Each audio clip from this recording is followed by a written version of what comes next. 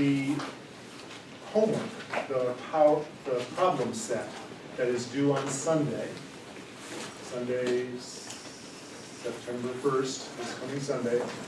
You pick up a hard copy here, you can use your hard copy, but a Word file is up on Moodle as well. So if you'd rather do it electronically, just download the Word file and work from there. This problem set is open book, open notes, open internet, open friends, work on it together, but you have to turn in your own document. And if you're writing text, you know, like some of them don't copy from each other. You can work together, but don't plagiarize. The goal of this problem set is to help you work with some of the review material that we're covering this week, and to work with a simple problem related to blood flow and cardiac contractility that we'll probably get to on Thursday. So some of these questions you could answer right now. Some of these questions you'll be easier to answer at the end of class today, and some of them will be easier to answer after class on Thursday. But in all cases, they're due at the CST desk at midnight, 11:30 on Sunday. Okay. Also on Moodle and also in hard copy is a printout of what we're going to do in lab this week, the heart anatomy lab, both the cadaver dissection and the pig heart dissection. It'll go more smoothly, you'll get more out of it if you review the manual, the plan for lab. There's no homework associated with it, there's no actual assignment, but I think you will learn more if you prep somewhat for the lab by reviewing the plan. And so that's what I ask you to do. Questions about any of that? Okay, so let's get started with this continuing review of key material from cell phase. Some of you who've had A&P I have heard this review before, but that's just the way it is. So we're going to finish up our discussion of solute transport, then we're going to get into receptors and G proteins, second messenger, and signaling pathways. We're going to start to talk about action potentials, and we're not going to do synaptic transmission because that's neuro, and we're not doing neuro in this one. That's wrong, but everything else is correct. So let's do the homework assignment. I asked you to think about this for homework, so let's turn this into a 1-minute write. In what ways are primary active transport and secondary active transport alike? In what ways are they different? What are the similarities and differences between primary and secondary active transport? Go ahead and work on that. Remember from your homework, pull it up, and write it out, and I'll give you a minute, and then we'll put some things on the board.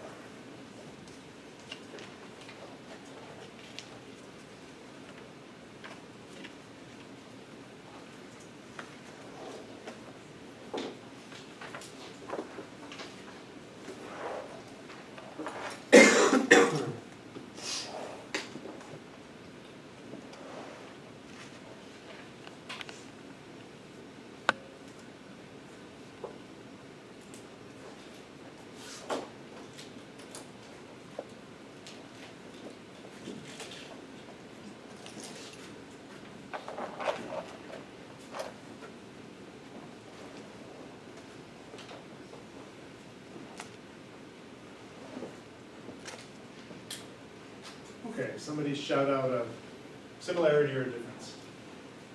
Kendra. They both move solutes up its concentration. Good, and it's a similarity. I'm going to use the word pump. They pump solutes, at least one, and I'm going to use the shorthand uphill, up their concentration rate. low concentration to high concentration. They both do that. They're Mackenzie. different because primary active transport uses the hydrolysis of ATP to transport solutes uphill, and then secondary active transport uses an established concentration of the negative solute. Exactly. So I'm just going to shorthand this by saying they're different in that primary active transport hydrolyzes ATP. I'm going to focus on directly. So it hydrolyzes ATP in the process of making a solute uphill. That is a difference. Secondary active transporters don't hydrolyze ATP. They use the energy from another gradient to pump. Okay? Anything else? The really silly, similar one, but what if, thinking about them as molecules, in what way are they similar? They're both transmembrane proteins.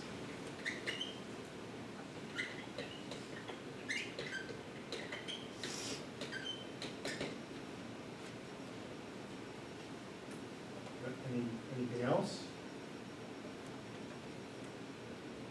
Yes. Primary active transporters bind to one solvent, while secondary binds to multiple.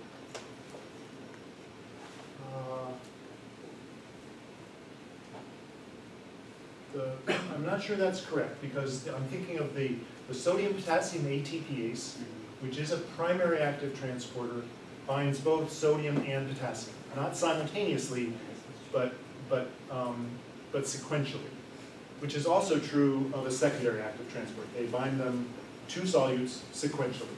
So that's not a universal truth. That difference is not always correct. There's at least one more similarity. What are Bob's two favorite words? Both of them begin with C. Conformational. The conformational changes. They both undergo conformational changes.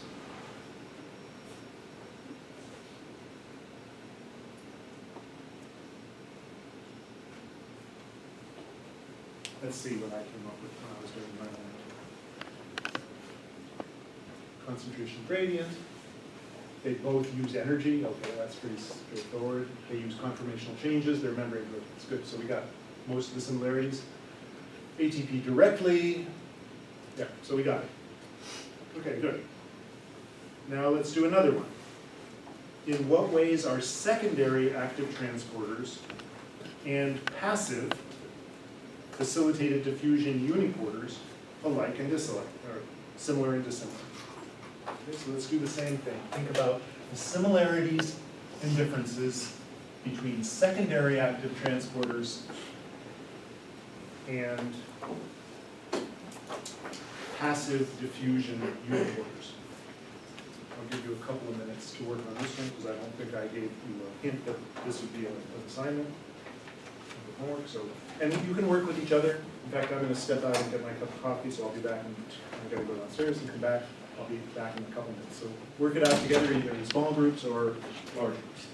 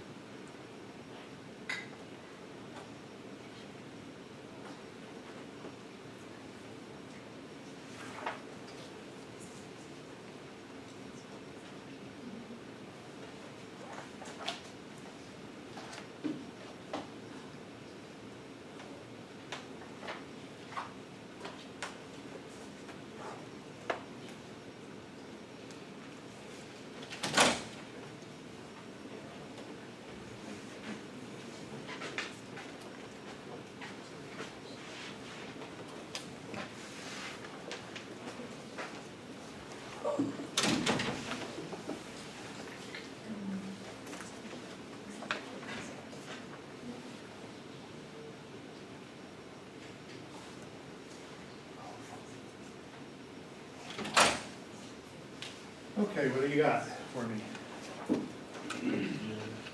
Similarities or differences? Similarity, both move at least one molecule down its concentration gradient. Okay. At least, a good way to say it, at least one solute.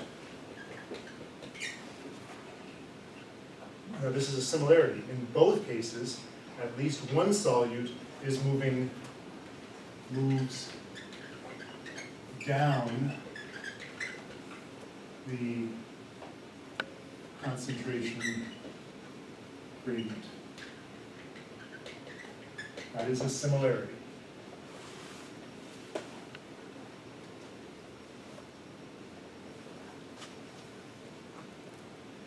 Along those lines, both rely on a pre-established gradient in order to move their solids. Okay.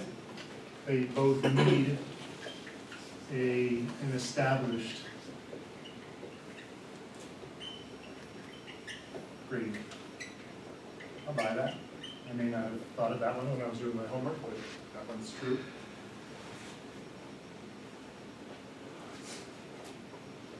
Andrew? Secondary active transporters can move solutes in both directions and move solutes in one direction. Okay, that's a good difference. So uniporters downhill only. Movement of solute downhill only. Whereas secondary active, one solute is moving downhill, but another solute is pumped, not by hydrolysis of ATP, but by conformational changes, is pumped uphill.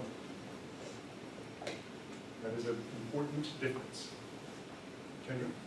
And just for clarification, for my own clarification, secondary active transporters can they can both, the solutes can move in one direction also.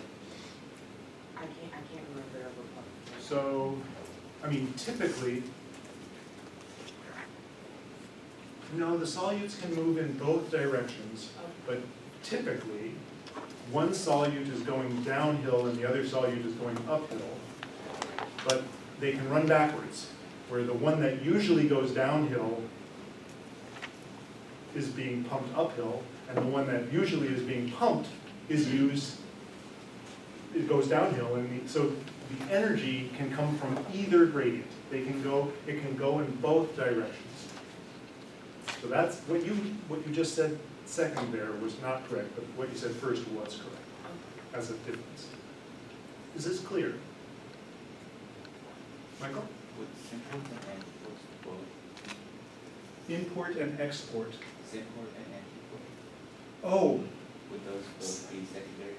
those are terms, so let's just be clear, that secondary active transport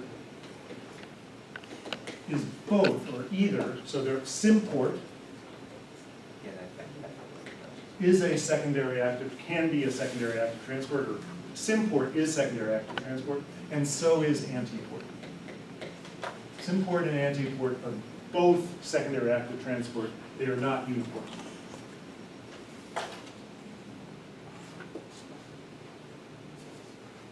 Okay, so there's the simple ones, they're membrane proteins. They undergo conformational changes, right? So if I ask you a simple question like this on an exam, those are correct statements. Don't hesitate to use the sort of super simple correct statements on an exam setting.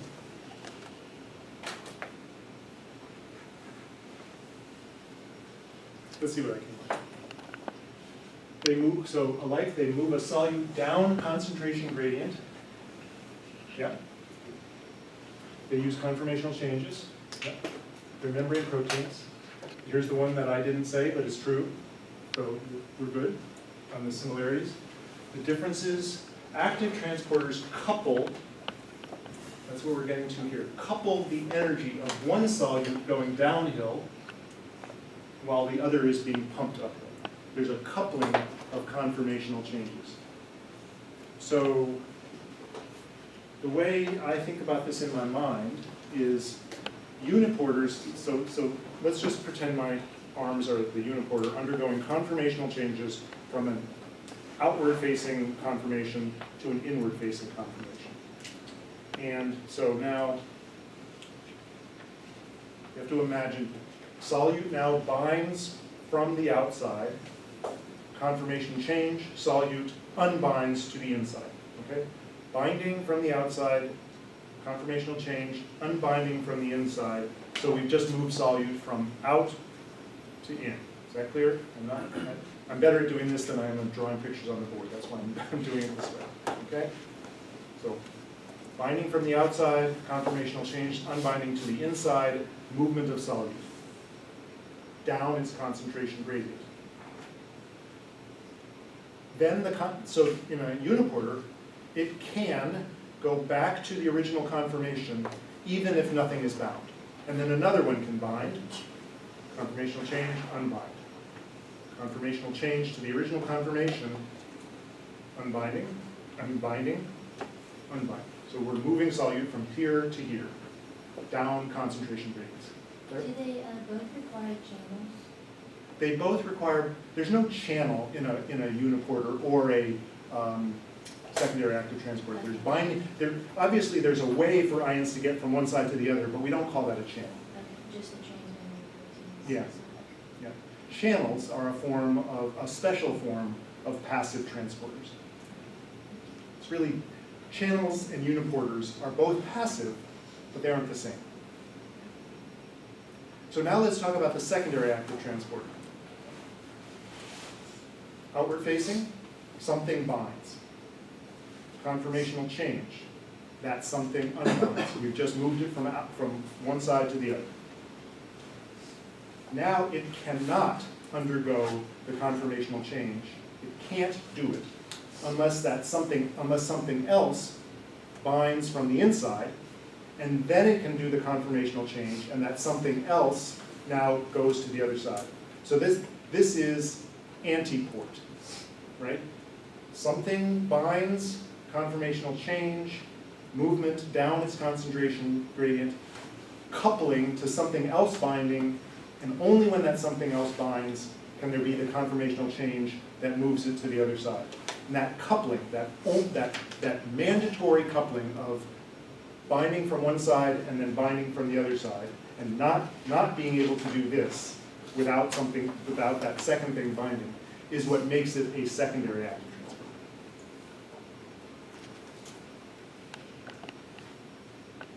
Coupling of binding and conformational changes. So here are some of the transporters that we'll be talking about throughout this course. Right? The sodium potassium ATPase we'll see again and again. The calcium ATPase that pumps calcium from the cytoplasm either to the lumen of the SR or to the extracellular space. We're going to see real soon when we talk about cardiac muscle contraction. And as long as we're talking about calcium, so here is a primary active transporter that pumps calcium out of the cell. What is this thing right here? It's a secondary active transporter. It's an antiporter. It's called the NCX, sodium calcium exchanger. Sodium calcium exchanger. So these pump the primary active transporters, and this secondary active transporter are the three, right? Because we've got CIRCA and PMCA here, and we have now NCX here. So decorate your handout. This is NCX, sodium calcium exchanger. Those three proteins, CIRCA, PMCA, and NCX, are all responsible for resting calcium being at a low concentration cytoplasmically, because they pump calcium out. They pump calcium out, and that energy for pumping calcium out comes from either ATP directly or from the sodium gradient that was established by the hydrolysis of ATP by the sodium-potassium pump, sodium-potassium ATPase. You're going to need to know this exchanger to understand calcium homeostasis in heart muscle cells, which is where we're going real soon. And we'll talk about a bunch of channels, but I just wanted to emphasize this one here. Now. Okay, let's do a clicker. This is the kind of thing that we do, that I like to do in an exam setting. Not so much clickers, but make hard multiple choice questions. So some of these are hard and some of these are easy. So you know about the sodium potassium ATPase. Now I'm throwing you a bit of a curveball and saying, okay, we've inhibited the sodium potassium ATPase with a drug. There are drugs that inhibit it. We're not killing it completely, we're inhibiting it, half, 50%. That's a big inhibition. That would in fact be a fatal inhibition, but let's not worry about that. 50%.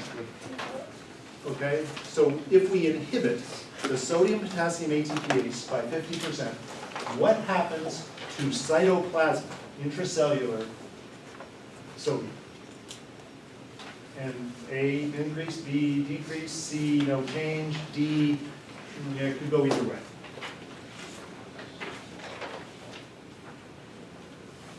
Inhibit the sodium potassium ATPase, what happens to cytoplasmic sodium concentration? We'll go back to the slide. We inhibit the sodium potassium ATPase by 50%. We inhibit this guy by 50%. What happens to sodium, intracellular sodium concentration?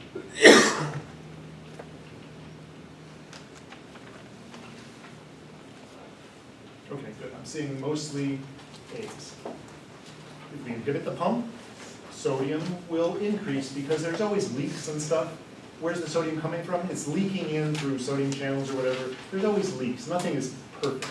And so if we stop pumping, or if we inhibit pumping of sodium out, sodium in will increase slowly. Okay, so that's the idea here. Okay, what will happen to potassium? Okay, so that's pretty straightforward. It will decrease because we're not pumping potassium in as much, and it will tend to dribble out, leak out. So the intracellular potassium will go down, concentration. Okay, now I want you to take your knowledge of calcium homeostasis and tell me what will happen to calcium. We're not inhibiting calcium ATPases. We're not inhibiting NCX. We're inhibiting the sodium potassium ATPase. What happens to calcium?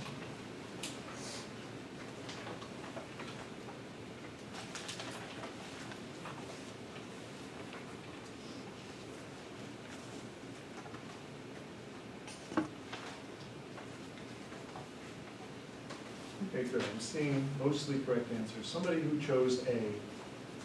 Anybody, most of the class. Somebody tell me your logic to getting this answer correct. Right? The NCX pump requires a concentration of sodium in the extracellular space, so if the concentration of sodium is too high in the cell, then it's going to increase the calcium as well. Okay, so the word you didn't use, but the word I was looking for, but you described it, is the sodium gradient. Yeah. The sodium potassium exchanger, the sodium potassium pump establishes the sodium gradient. If we inhibit the pump, then if sodium goes up on the inside, the gradient is decreased. By inhibiting the sodium gradient, we deprive NCX of energy, and calcium will go up. And some of you could say, well, wait, what about the calcium ATPases? Won't that be able to keep up? Well, maybe not. NCX is a really important part of calcium homeostasis, and if we deplete the sodium gradient, we deplete a part of calcium homeostasis, of its energy source, and so calcium will go up because it's not being pumped out by NCX as much. Clear? Okay, that didn't take as long as I thought it would. Glucose. What will happen to cytoplasmic glucose? We inhibit the sodium potassium ATPase. Show me what you think is the best answer.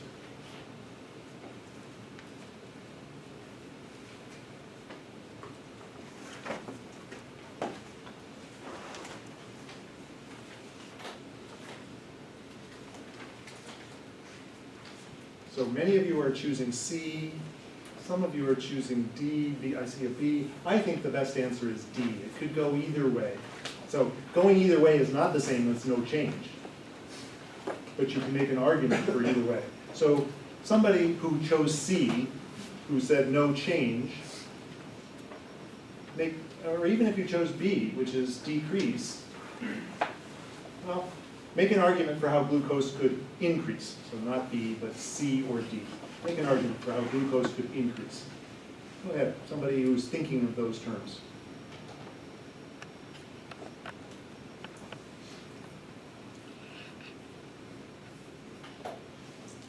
Michael? For decrease, isn't there like a Okay, let's do decrease. glucose sodium co-transport? Okay, so there is a sodium glucose co-transporter. If we deplete the energy for, if we deplete the sodium gradient, we deplete the energy for glucose import, and that could cause the glucose concentration gradient to decrease. That's a correct argument. That's the sort of thing I'm looking for. I'm not sure it would work. I mean, I'm not sure that's actually happens, but the logic is flawless. Anybody else want to give a plausible argument for how glucose could increase? I'll give you a hint. The sodium potassium ATPase is a big user of ATP. It's one of the major things that uses the ATP that your cell provides. Kendra. Okay, so because it's not using as much ATP anymore, there's like more glucose in the cell that hasn't been processed. Exactly, that's the idea.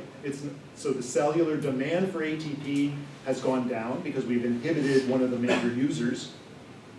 Demand for ATP has gone down. Demand for glycolysis and oxidative phosphorylation production of ATP has gone down. So glucose could increase because it's not being consumed by the cell as much. So that's a plausible answer. Let me see what I gave up.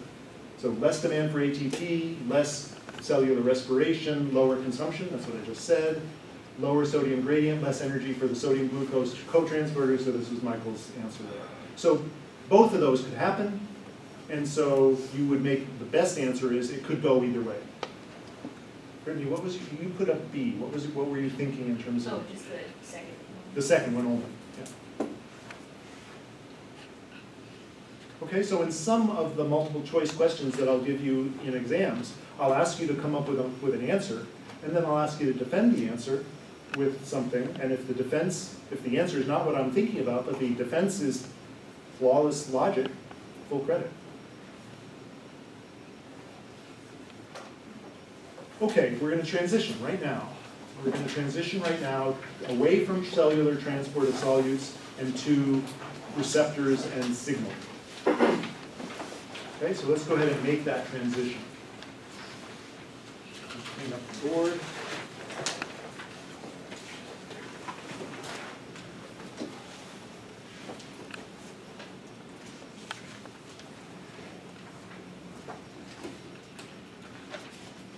Okay.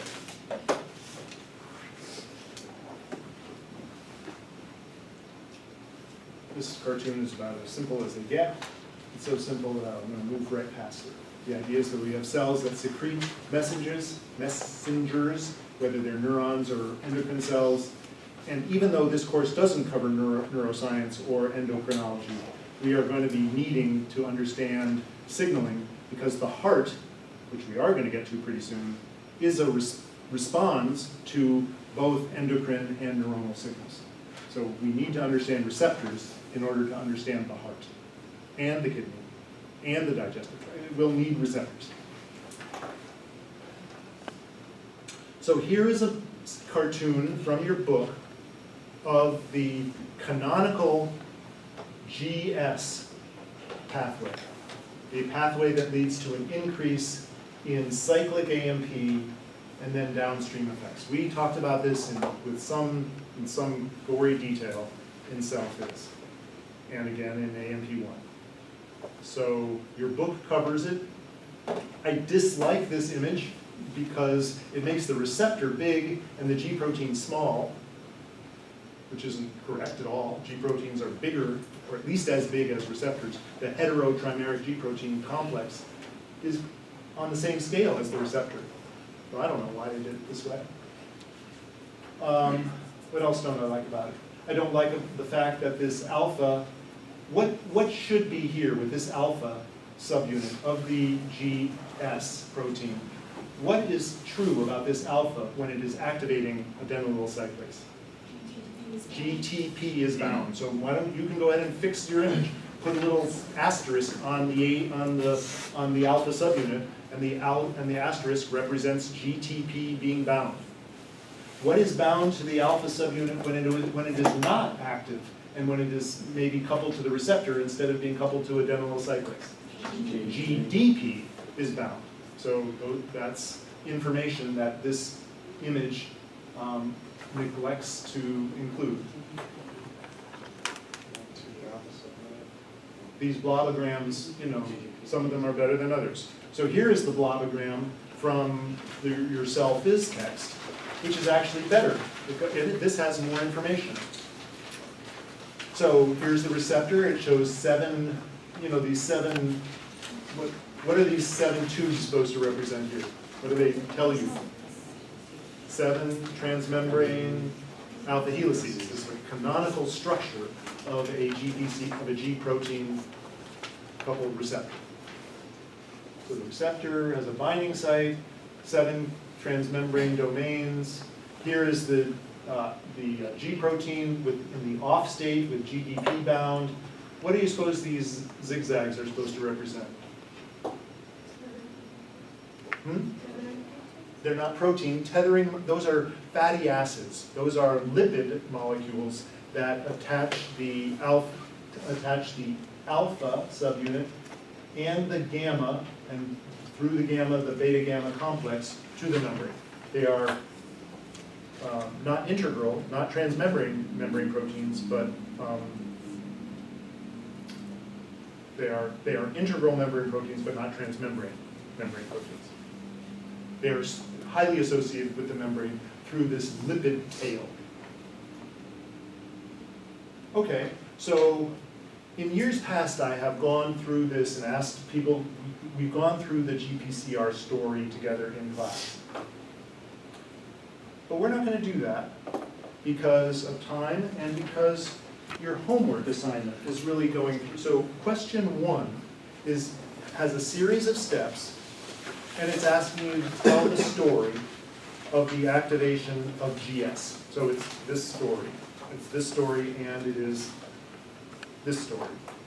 These two slides, your textbook, your information from self-is, will provide the answers to the sequence of events, the story line, for the activation of GS-coupled GPCRs. There's a couple of letters in here that are wrong, so they're curveballs. If they don't belong in the story, you cross it out and you don't include it in the story.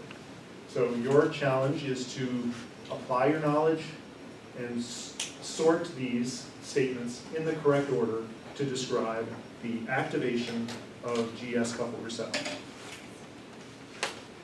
So there's the cartoon of the story. There's the story, which is available on Moodle, so this is another way to get the answer to the problem, but the problem is not the same as writing out the answer to the story, it's sorting my statements, okay? You will also go through so here's the GS story, right. Goes through with the production of cyclic A&P, cyclic A&P activating pKa, that's what this is. pKa phosphorylating many proteins. You've all heard this before because you heard it in self-is, and if you took A&P I, you heard it more than you want. Okay, so now you're going to use it a little bit, and one more time. No, you're going to use it throughout the course actually, but you're going to use it next in your homework assignment.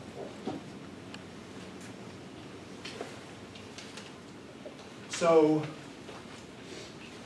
everything that turns on in biology turns off, at least in normal biology. If we turn on a signaling pathway and we don't have a way of turning it off, typically that leads to pathology, like cancer. So you should always be thinking, okay, so what turns on a G protein?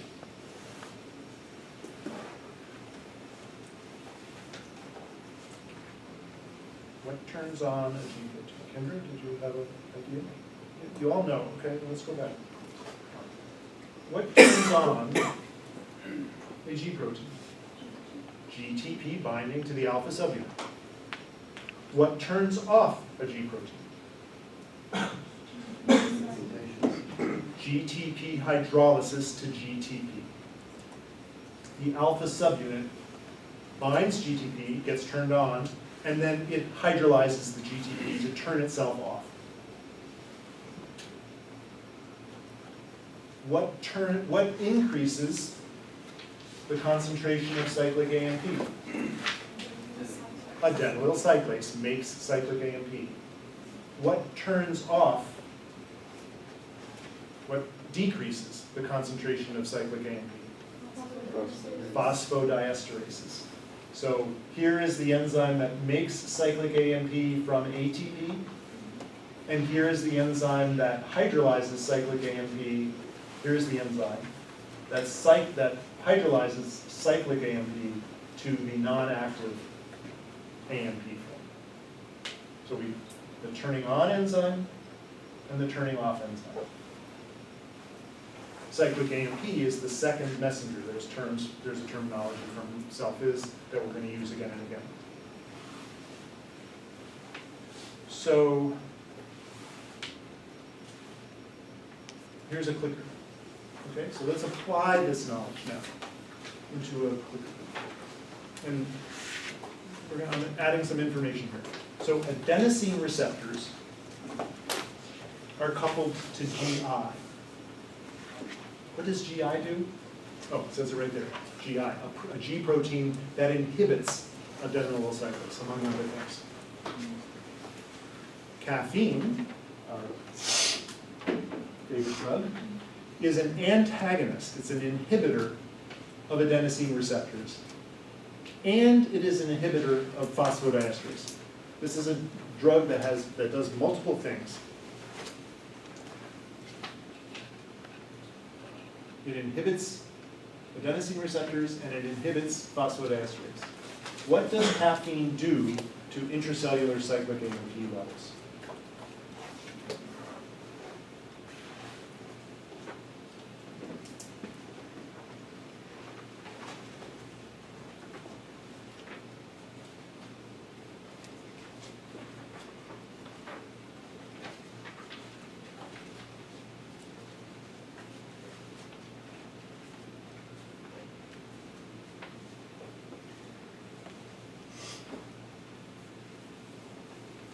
This one's a little tricky. So it says right there, be prepared to justify your answer. So this is something I could do to you on an exam. Somebody who chose A, which is the correct answer. Justify your answer. Matt. Okay, so adenylyl cyclase is what creates the cyclic AMP. Yep. So if you have an inhibitor of adenylyl cyclase, that would decrease the AMP. Yep. But because caffeine inhibits the inhibitor, you're double negativing it effectively and allowing adenylyl cyclase to work. Yes. And then phosphodiesterase is what breaks down the AMP, so when you inhibit that, you allow concentration to go up. In both cases, we're inhibiting the inhibitor. In one case, we're inhibiting the inhibitory G protein and in the receptor, and in the other case, we're inhibiting the thing that breaks it down, which is like an inhibitor. So by inhibiting, this is the key concept. Inhibiting an inhibitor allows whatever it is we're talking about to increase. A double negative, just like Matt said. -1 times -1 is +1. So A is the best answer there.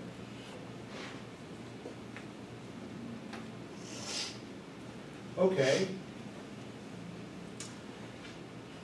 Your homework assignment, so your homework assignment includes a sorting, putting these statements in the correct order.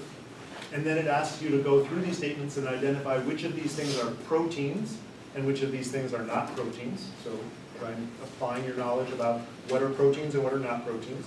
And then it asks you to describe the GQ story.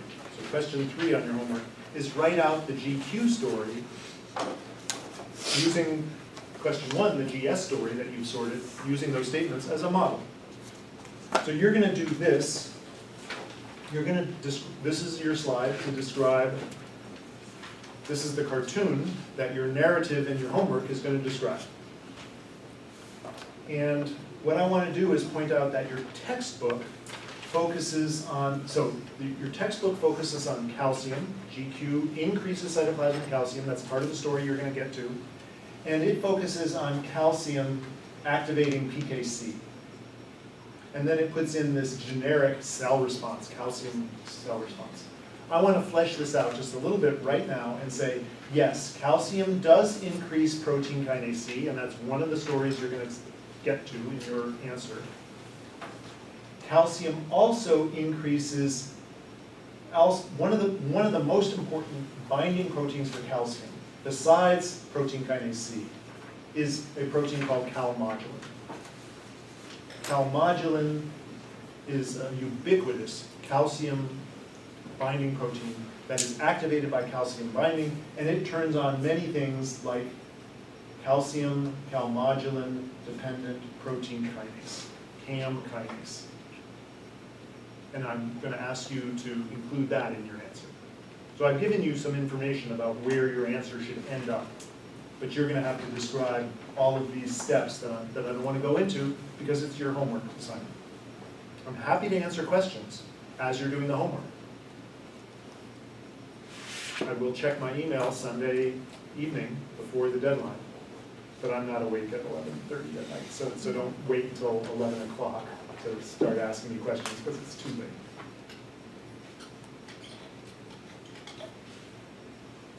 Okay, clear?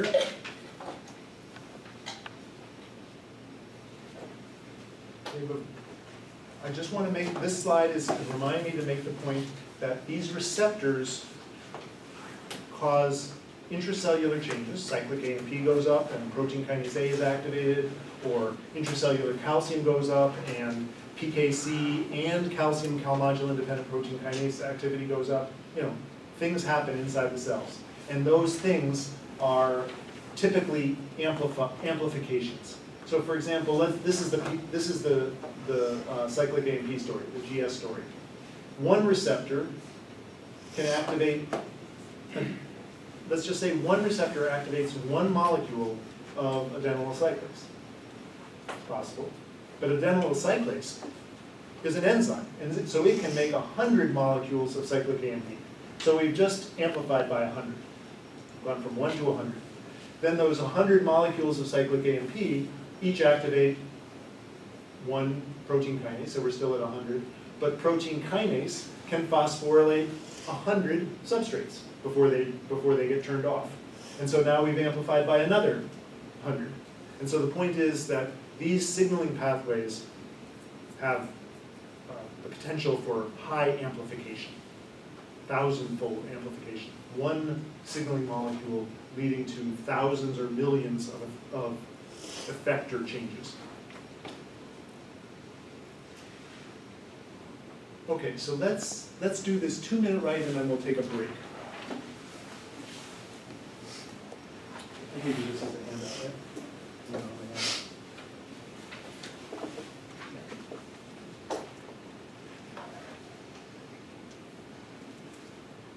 So, what I'm asking you to remember from self is, what are the properties of a second messenger? And I'm asking you to think about what we've just been using in this conversation. What are some second messengers that we've already mentioned in this class?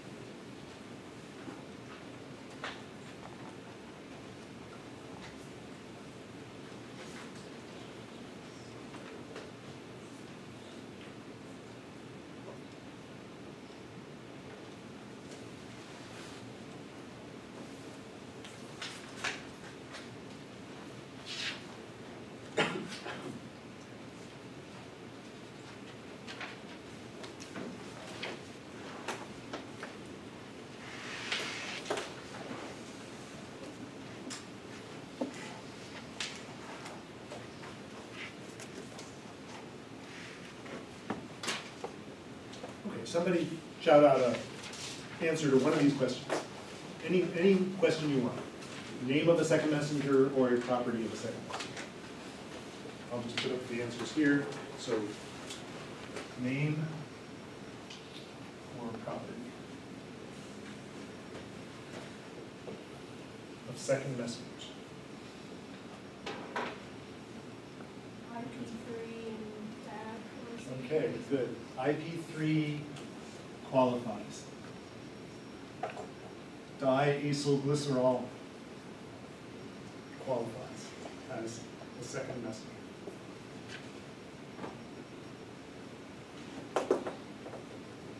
Alex?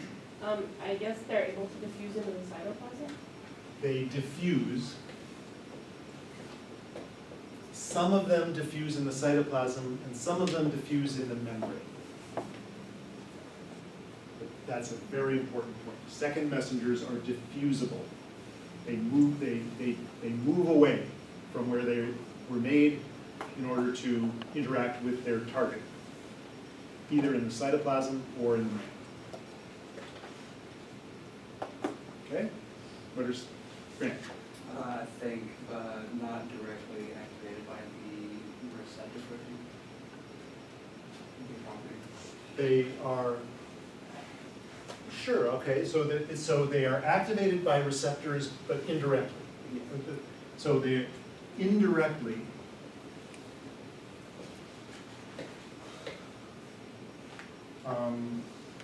affected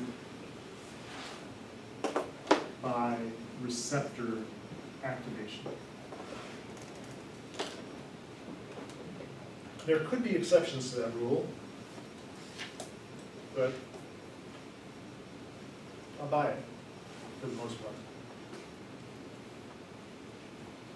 So, for example, are IP3 and diacylglycerol, which are second messengers in the GQ story, are they directly affected by the activation of a GQ coupled receptor?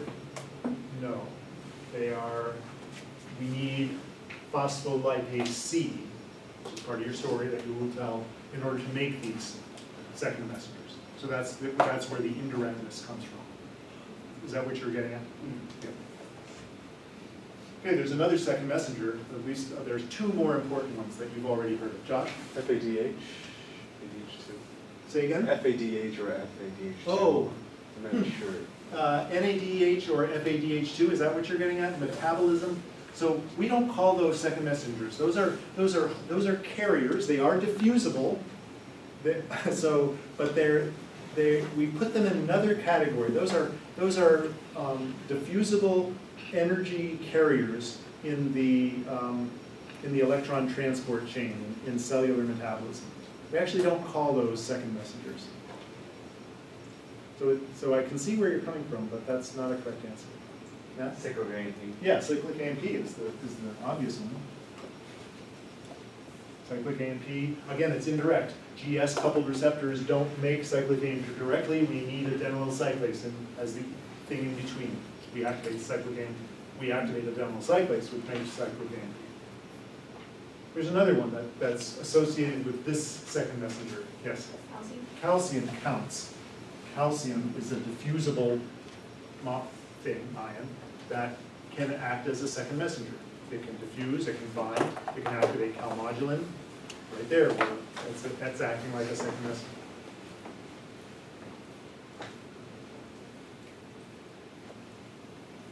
So, diffusible, there's one other, what are some true statements about these molecules? They're all diffusible.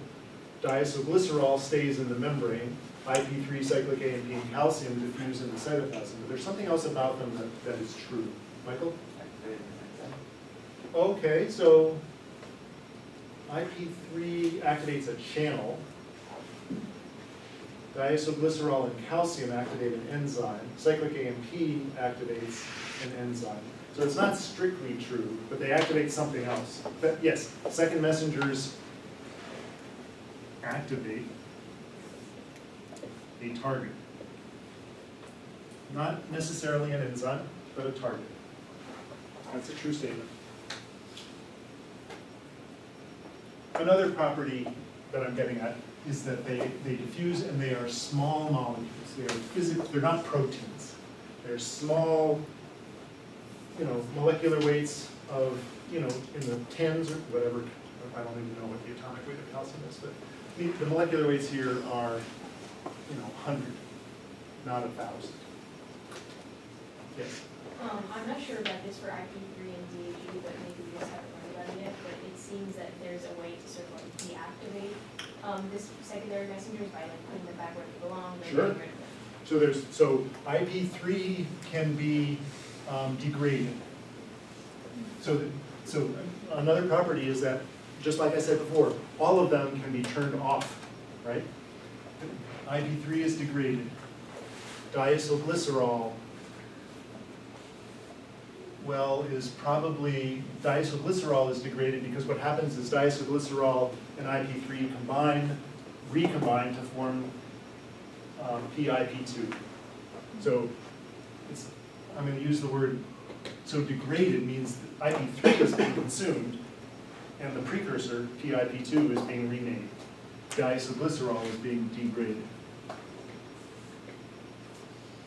The making of the PIP2, which is what produced those two things. You'll tell me that story in your home. Cyclic A&P is degraded by phosphodiesterase.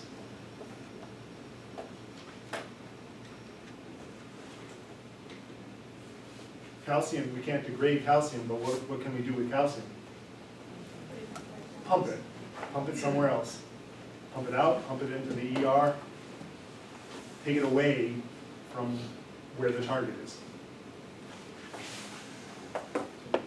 Pump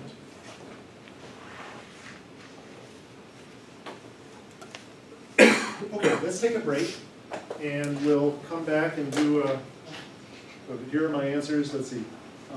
Cyclic AMP, cyclic GMP is also a second messenger that we don't talk about too much. IP3, DAG, calcium. So we're good.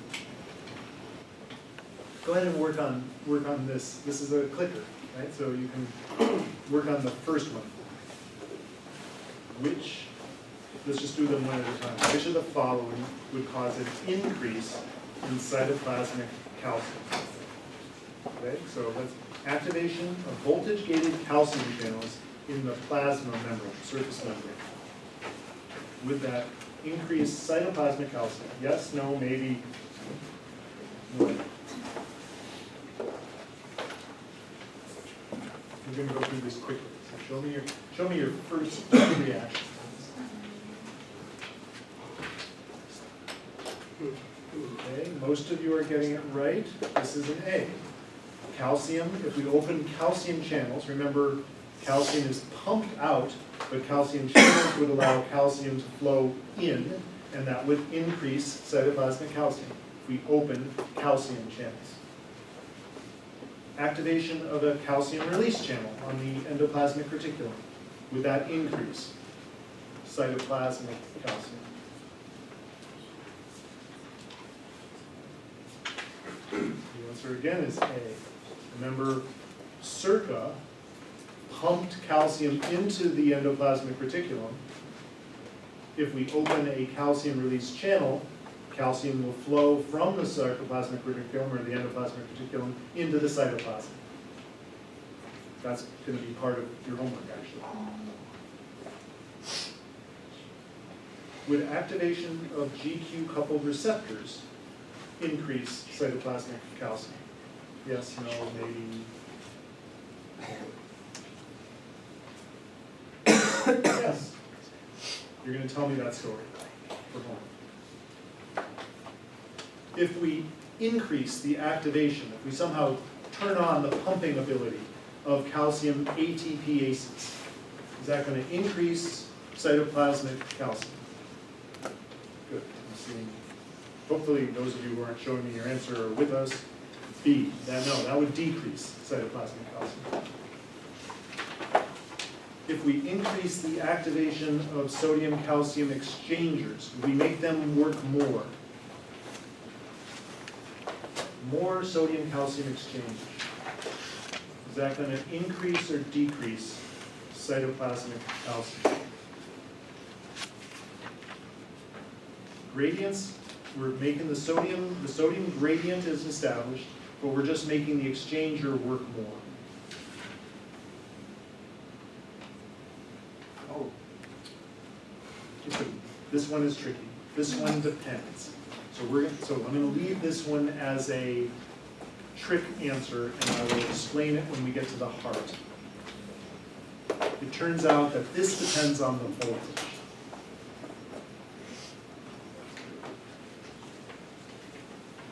Most of you put up B because most of the time the sodium-calcium exchanger pumps calcium out, and if we activate it, that would decrease cytoplasmic calcium.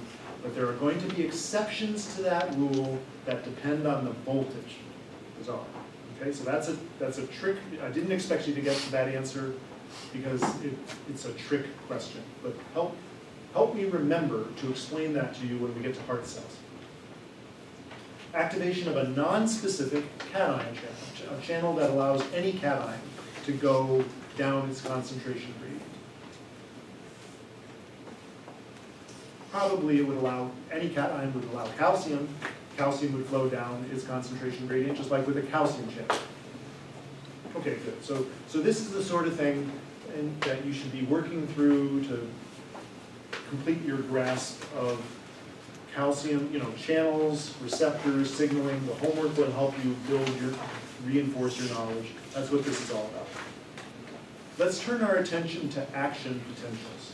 We covered this in A&P, we were in A&P. We covered this in self-is,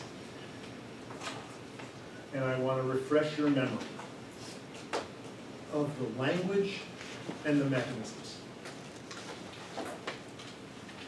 So here is the resting membrane potential, which is negative. It's negative. So let's just put up a simple cell. Remember, the sodium concentration is high on the inside, the outside, and the potassium concentration is high on the inside. And if we have potassium channels, not sodium channels, potassium channels, which resting cells do, potassium flows out, leaving behind a negative charge, and that negative, this right here is the ultra simplification of why we have a negative resting membrane potential. You should be reminded of things that we talked about in self-is.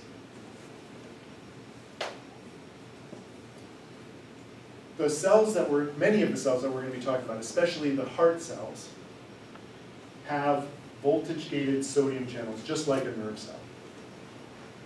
So if we activate voltage-gated sodium channels,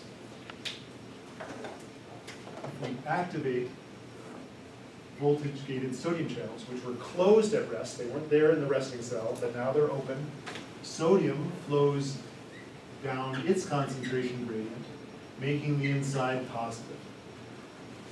So voltage-gated sodium channels, the activation of voltage-gated sodium channels is what causes the large depolarization, the upstroke of the action potential, in nerve and in muscle. And we're going to cardiac muscle, so that's why we're talking about this. What goes up must come down, and in nerve, voltage-gated potassium channels cause the repolarization. So I think I showed you these cycles in self-is. Does this ring a bell from self-is? So voltage-gated sodium channels. So a small depolarization opens voltage-gated sodium channels. Sodium influx, which is the depolarization, that opens more voltage-gated sodium channels. And this cycle, got a name, it's actually called the Hodgkin cycle, is what causes the very large depolarization of the action potential. We're going to need this for understanding the cardiac action potential in a day or two. Voltage-gated sodium channels inactivate after they activate.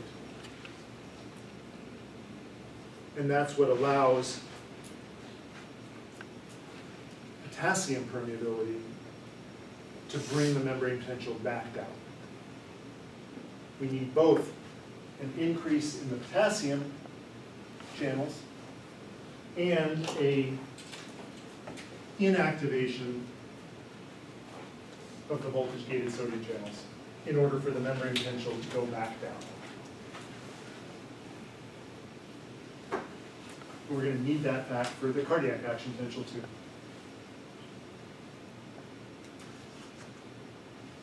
Voltage-gated potassium channels, the activation of voltage-gated potassium channels, not resting, but the voltage-gated ones, accelerate the repolarization. More potassium flowing out, more negative, faster. So I'm reintroducing this from self-phys because we're going to need it for the cardiac action potential either on Thursday or a week from today. So refresh your memory about these voltage-gated channels and how they cause an action potential. But I'll reinforce this when I talk about the cardiac action potential, which is similar to, and has some similarities with and some major differences from the nerve action potential. Lots of the things are similar, but there's one key difference, which I'll tell you about Thursday or Tuesday. Stay tuned. And finally, let's talk about muscle for just a minute. Well, for 8 minutes. So here is muscle is a complicated cell. Here's a model of a skeletal muscle cell, not a cardiac muscle cell. So how do I know? I know because here is the model of the nerve making the neuromuscular junction. So this is a nerve muscle model. Somebody remind us, what is the name of this stuff that wraps around the nerve? Myelin. So this is a myelinated nerve. We're not going to focus on that because we're trying to get to heart. Heart is similar to skeletal muscle, but we don't have a neuromuscular junction in heart, so we don't have to worry about that. But everything else about it is similar. So this sort of peach-colored material is supposed to represent the sarcoplasmic reticulum. The blue represents the T-tubular network. The pink things here are the sarcomeres. So I'm using words that you heard from self-phys. T-tubules, sarcoplasmic reticulum, sarcomere. What do you suppose these little red blobs are? I'll pass it on. So the reason I bought this model, because the geometry is confusing. I always struggled with trying to get the geometry of the T-tubule, the sarcoplasmic reticulum, and the sarcomeres clear in self-phys. Now I've got a model that allows people to see, oh, the sarcoplasmic reticulum is wrapped around the sarcomeres. The T-tubules are in intimate contact with the sarcoplasmic reticulum. So that model will be in lab and you can refer to it. So here is a cartoon. No, it's not a cartoon. This is a cartoon. This is an actual electron micrograph of a sarcomere. Remember, it's the sarcomere that is the unit of contractility in muscle, both in skeletal muscle and cardiac muscle. Cardiac muscle contraction is what generates the heartbeat. It's what generates the pumping action of the heart. We need to understand contraction if we're going to understand the heartbeat. And soon we're going to be putting this together in the heartbeat. So what's the name of this red cartoon molecule with these, dongles hanging out on both sides? That's myosin. That's a bundle of myosin forming the thick filament. What are these blue purplish strands that are interdigitated between the myosin thick filaments? That's actin filaments, thin filaments. What is this? Well, that's a structure called the Z line. So from Z line to Z line is the sarcomere. And this unit of contraction, the myosin and actin, is so the motoring of myosin on the actin, pulling on actin, pulling the Z lines together is what makes muscle contraction in skeletal muscle, and it also makes muscle contraction in cardiac muscle, which is the contraction of the heart is what generates the pressure that pumps the blood.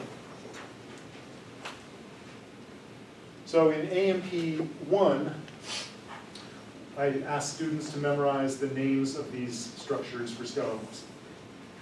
For A&P II, not so much. But you do need to know that cardiac muscle has a sarcomere. For okay. Thin filament is actin filaments. And troponin tropomyosin.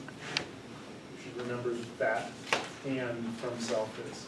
So thin filaments are actin, troponin, tropomyosin bundled together. Actin is the structural protein. Troponin is the regulatory protein. We're going to see the importance of troponin in just a minute. Myosin, the thick filaments, are these bundles of myosin with the myosin head reaching out in both directions from the midline of the bundle, midline of the thick filament. Here's the way it actually looks in an electron microscope. Well, I think I walked through this in cell physics. Let's walk through it again. So, in the absence of calcium, so calcium is the trigger for contraction in skeletal muscle and in cardiac muscle. Cytoplasmic calcium triggers contraction. How does that happen? Well, in the absence of contraction, the myosin thick filament and the actin thin filaments don't connect to each other. And so the muscle can be stretched because the filament, the thick and the thin filaments are not bound to each other. They're not bound to each other because troponin and tropomyosin, the pink troponin and the blue tropomyosin, prevent the myosin head group from binding to actin. So the myosin head groups can't bind to actin, so there's no connection, and the muscle can be stretched. In the heart, the muscle is stretched by the blood flowing back to it, blowing it up like a balloon. Hopefully not like a balloon, but increasing, stretching it up. When calcium goes up, that's the trigger for contraction. The calcium comes either from the extracellular space or from the sarcoplasmic reticulum. Calcium causes Bob's favorite words, conformational change of troponin, and moves troponin out of the way so that the head group of myosin can interact with actin. So now the actin thin filament and the myosin thick filaments are connected to each other by thousands, millions of these molecular bridges. Myosin says, whoa, okay, great, I'm bound to actin. It undergoes a conformational change that causes the ADP and phosphate, so we're going to just, it had ADP and phosphate bound to it before. ADP and phosphate were bound, but now ADP and phosphate unbind because it's in a different state now. It's bound to actin, ADP and phosphate unbind, and the head groups go from an extended conformation to a pulled conformation. That's the power stroke. So remember, they were bound to actin, and now they pull actin. Pull the Z lines towards each other. Okay, great. There's the power stroke, but we need much more than one. ATP binds. Living muscle has lots of ATP. ATP binds to myosin. That causes the myosin to separate from the actin. ATP hydrolysis causes the myosin to reach out for the next binding site.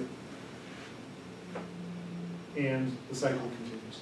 And doing that over and over and over again pulls the